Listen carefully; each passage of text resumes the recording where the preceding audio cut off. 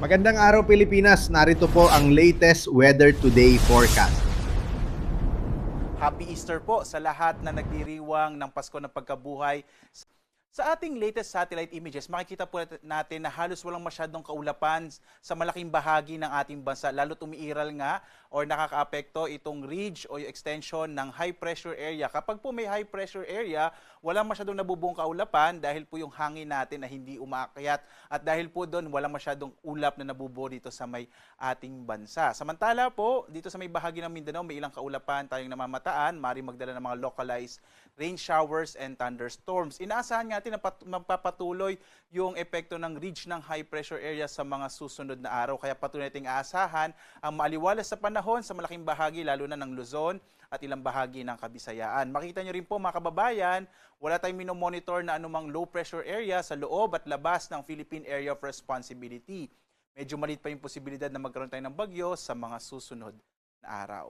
Dito nga sa Luzon, makikita ho natin mas maliit yung posibilidad ng mga pagulan sa bahagi ng Northern and Central Luzon. Kasama na dyan yung Metro Manila, habang yung southern part ng Luzon, kasama rin po yung iba pang bahagi ng Bicol Region, Mimaropa at Calabarzon. Inaasahan natin yung mga localized thunderstorms. Medyo mainit na panahon pa rin yung mararanasan natin sa mga susunod na araw. Kaya mag-ingat po, hanggat maaari, umiwas pong lumabas, lalo na bandang tanghali. Yung agad nga ng temperatura natin sa Lawag, nasa 23 to 34 degrees Celsius, sa Baguio sa 15 to 24 degrees Celsius, habang sa Tuguegarao nasa 23 hanggang 35 degrees Celsius. Dito po sa Metro Manila, umaabot na ng 22 to 35 degrees Celsius, sa Tagaytay 20 to 31 degrees Celsius, habang sa Legazpi sa bahagi ng Bicol sa 24 to 32 degrees Celsius. Samantala, sa Palawan, Visayas at Mindanao, dito sa Palawan, inaasahan din natin yung mga localized rain showers and thunderstorms. Yung agad ng temperatura natin sa Calayan Islands, 26 to 33 degrees Celsius. Dito naman sa may bahagi ng Puerto Princesa, nasa 25 to 33 degrees Celsius. Ang malaking bahagi naman ng Kabisayaan ay patuloy na makararanas ng maaliwalas sa panahon, bagamat posible pa rin ang mga pulupulong pag-ulan, pagkidlat, pagkulog. Yung agad ng temperatura natin sa Iloilo, 23 to 32 degrees Celsius, sa bahagi ng Cebu, 25 to 32 degrees Celsius, habang sa Tacloban, 24 to 32 degrees Celsius. Sa Mindanao, posible ang mga localized thunderstorms, lalong-lalo na po dito sa may silangang bahagi ng Mindanao, yung area ng Caraga at Davao Region, lalo na bandang hapon hanggang sa gabi. Agwat ng temperatura natin, Zamboanga, nasa 24 to 35 degrees Celsius, habang sa Davao, 24 to 34 degrees Celsius, sa Cagayan de Oro naman, nasa 23 to 31 degrees Celsius. Sa lagay naman po ng ating karagatan, lalong-lalo na sa mga kababayan natin na maglalakbay sa ating mga baybay dagat, ay sa ngayon po, wala tayong nakataas na gale warning sa anumang bahagi ng ating kapuluan.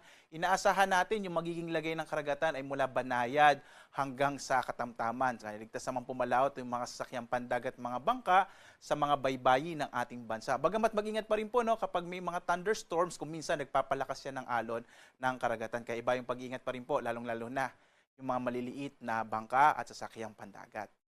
Narito naman inaasang magiging lagay ng panahon sa mga susunod pa na araw. Dito po sa Luzon, makikita natin sa Metro Manila at Baguio hanggang Martes, medyo maliit yung posibilidad ng mga pag-ulan. Sa Legazpi naman hanggang bandang Huwebes, posible yung mga localized thunderstorms. Ang agwat ng temperatura natin sa Metro Manila sa susunod na mga tatlong araw ay mula 22 to 34 degrees Celsius sa Baguio, nasa 16 to 25 degrees Celsius, habang sa Legazpi nasa 24 to 33 degrees Celsius.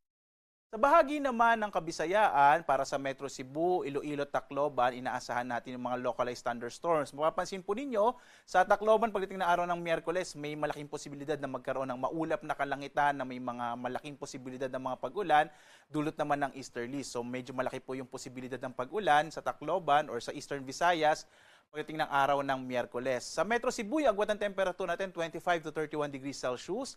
Sa Iloilo City naman, nasa 23 to 33 degrees Celsius, habang sa Tacloban, nasa 24 to 32 degrees Celsius.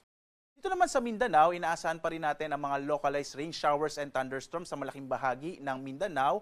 Para sa Metro Davao, yung agwat ng temperatura nasa 24 to 35 degrees Celsius. Sa Cagayan de Oro naman, nasa 24 or 23 to 32 degrees Celsius, habang sa Zamboanga City, nasa 24 to 34 degrees Celsius.